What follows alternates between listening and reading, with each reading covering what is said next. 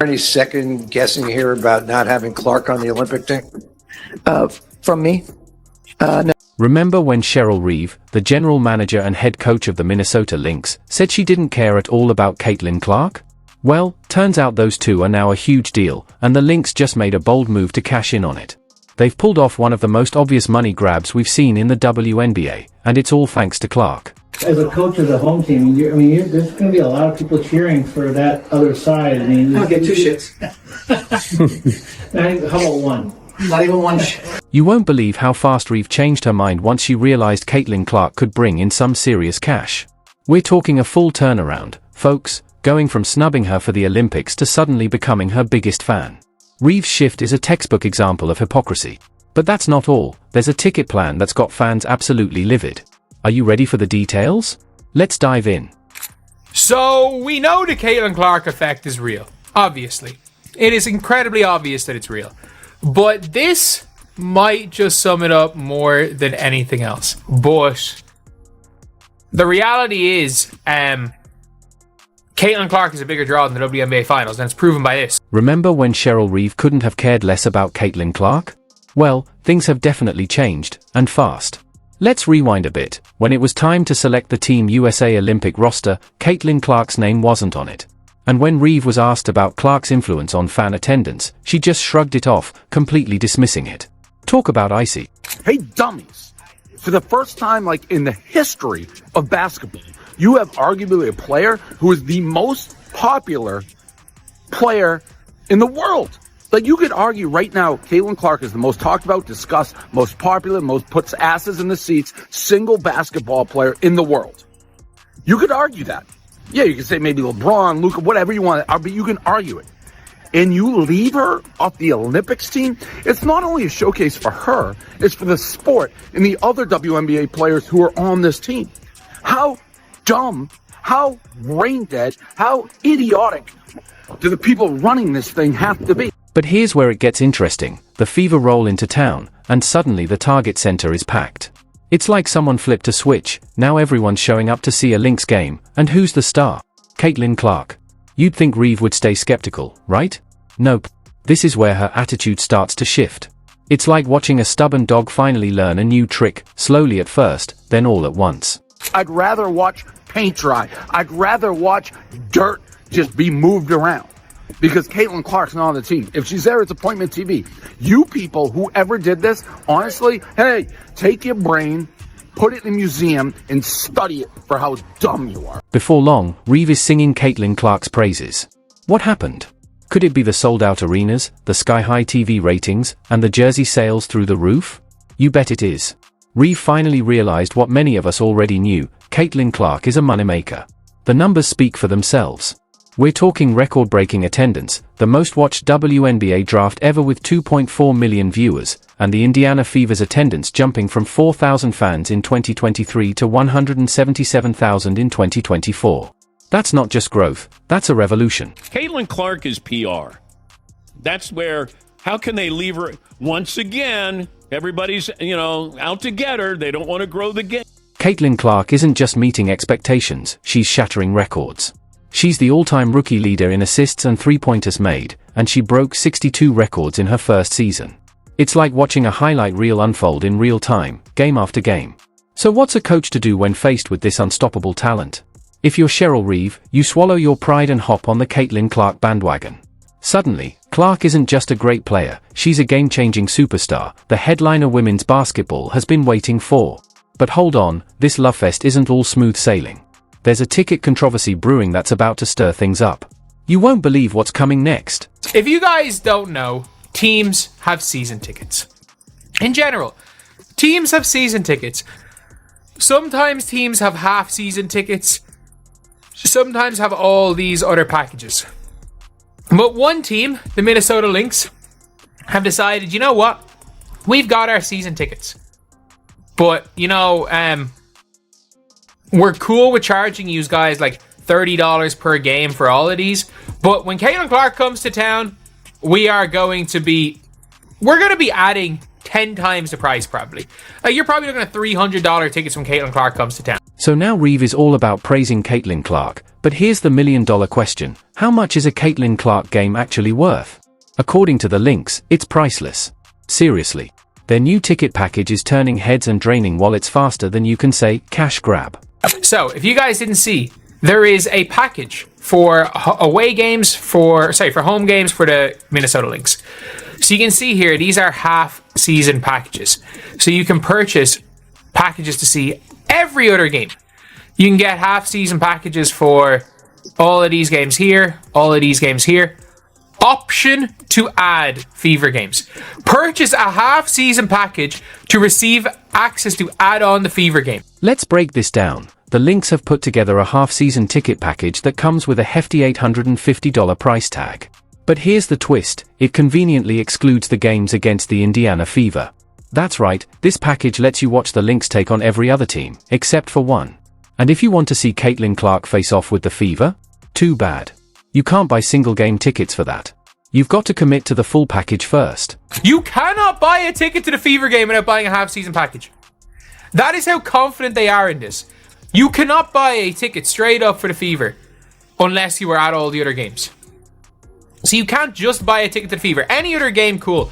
The other games are all in the packages. And they're probably charging as much as the entire package to just watch the Fever game. Which is absolutely crazy.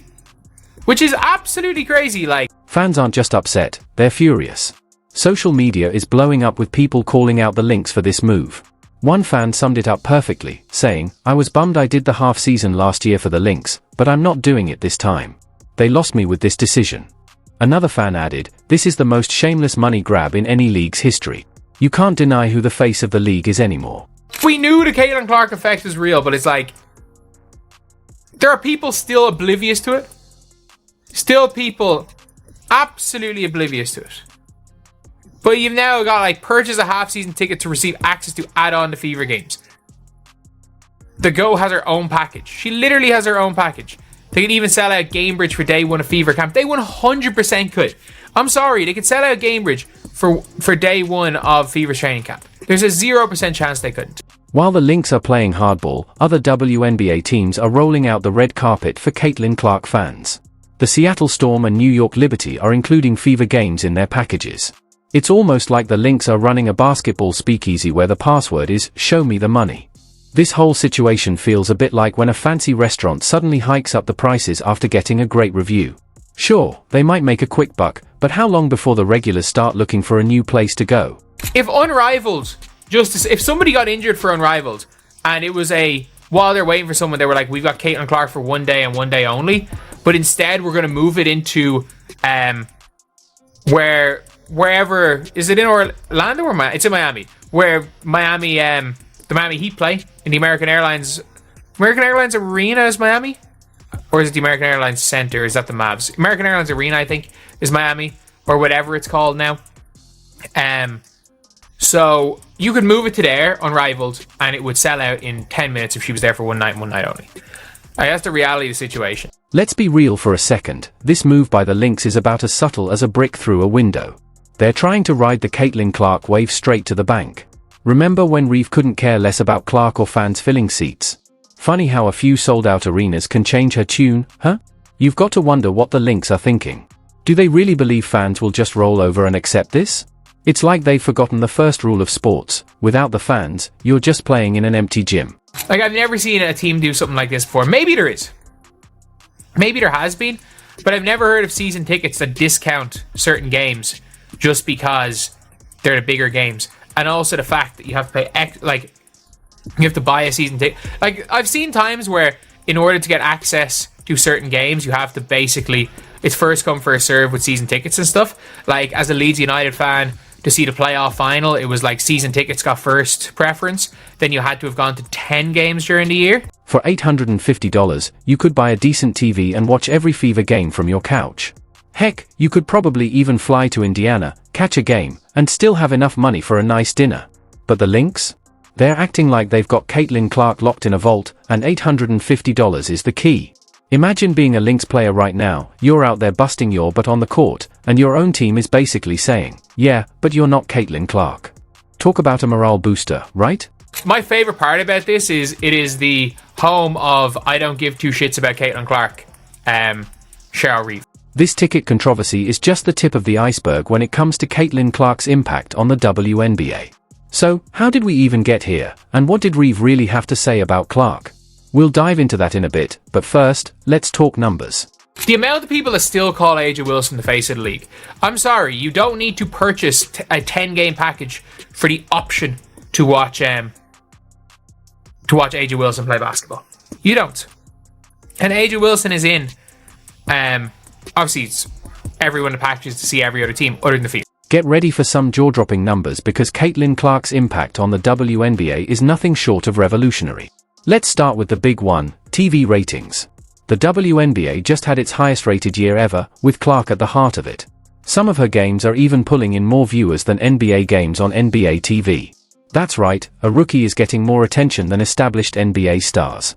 And when you take into stock the fact that outside of Kevin Durant, aging superstar, LeBron James, 40 years old, and Steph Curry, there's not a single NBA player more popular today than Caitlin Clark. That is a problem. But wait, there's more. Last season, 20 out of 23 games that drew over 1 million viewers featured Clark and the Indiana Fever. That's not just star power, that's a full-blown phenomenon. It's like she's the Beatles of women's basketball, drawing massive crowds wherever she goes. And speaking of crowds, teams are actually moving games to bigger arenas just to fit all the Clark fans. The league's 2024 season opener had the highest attendance in 26 years. It's like they're preparing for a rock concert, not a basketball game. Oh, and let's not forget about the team owner who keeps complaining, even though the majority of her arena's attendance is coming from Caitlin Clark games. Over 31% of the Mystics' entire attendance was in 2 games the Caitlin team played against the Mystics. The Sparks, the Aces, the Mystics, the Dream, all moved games when Fever came in town because of the attention that Caitlin and her teammates have drawn that last season. Fever's jersey sales was up 1,000% and attendance was up 250%. And they had the largest attendance on average per year, just over 17,000 per game. And let's talk merchandise. Caitlin Clark's number 22 jersey is the top seller across the entire WNBA. The whole league is seeing record-breaking merchandise sales, like Clark sprinkled some magic dust on every piece of WNBA gear out there. Even the WNBA Finals felt the Clark effect, with over 2 million viewers on average and Game 5 peaking at 3.3 million. That's the most watched Finals game in 25 years. And while Clark wasn't even playing in the Finals, her influence on the league's popularity undoubtedly played a huge role in those numbers. Such an incredible moment on a global scale for our game, for our players. It's like the fans are absolutely incredible. It's the same when we go on the road. Like there's so many people that are showing up in Fever gear. It's really affecting, teams all across our league, which is a really great thing. And, really, I think we're just scratching the surface. Even Cheryl Reeve, the queen of understatement, had to admit it.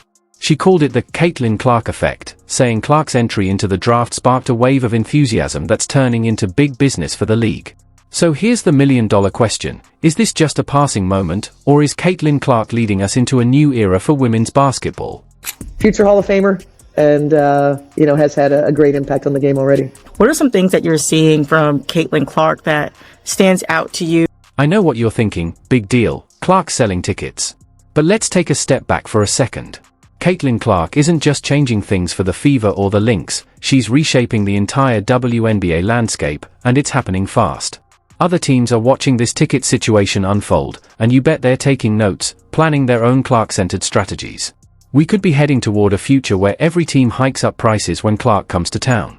It's a slippery slope, and fans might end up paying the price, literally. I think makes her special. I know everyone will talk about the logo threes, and Steph Curry did that for the NBA, right? Think about his popularity because his ability, this little guy, slight of build, running around splashing threes everywhere, right? It's exciting. But here's the thing, it's not just about tickets. Caitlin Clark is changing how teams scout, market, and build their rosters. Suddenly, every team is looking for the next Caitlin Clark. It's like the three-point revolution, but for an entire player. And guess what? The players are watching, too. They're probably in the gym right now, working on their long-range shots and flashy passes.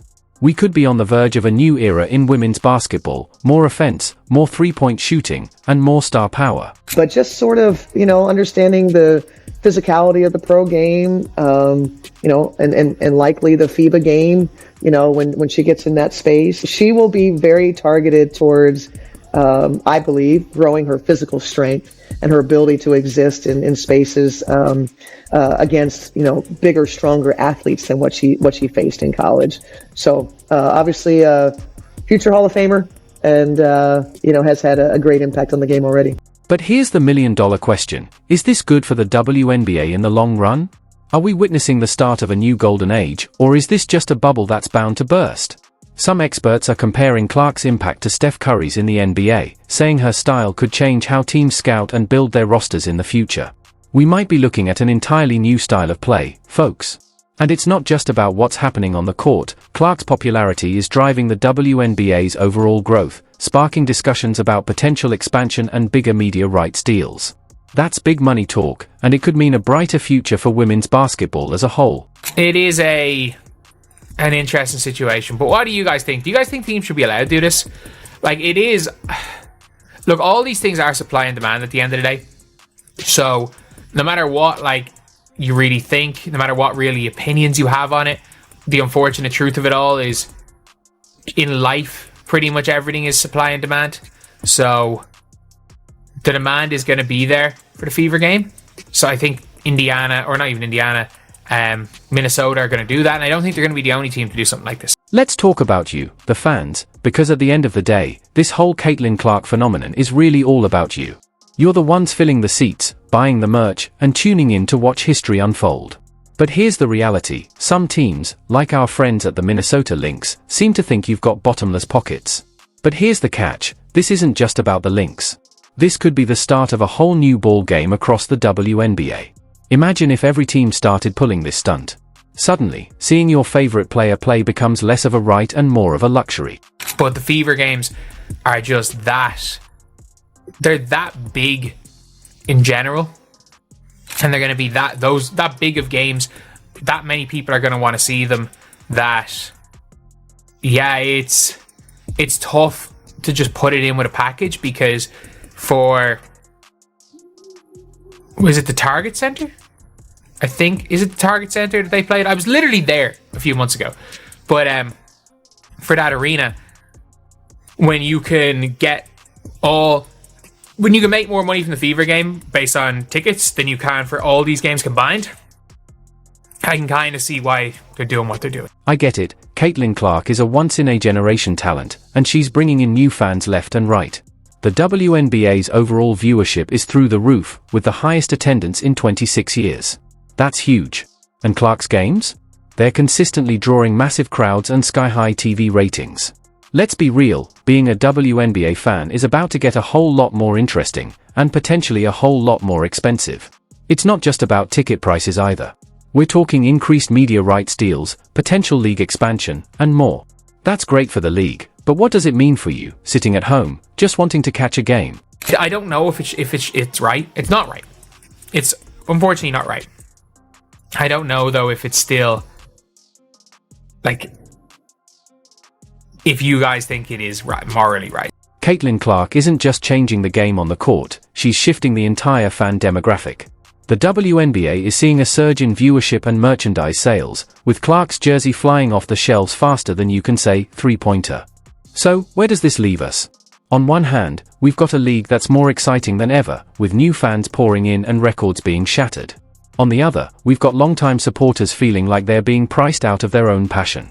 It's a classic case of growing pains, and how the WNBA handles this could determine the league's future. Caitlin Clark is a superstar. Not a female superstar. She is a superstar. We were coming to see Caitlin Clark play. She moves the needle. The WNBA has been looking for someone who moves the needle.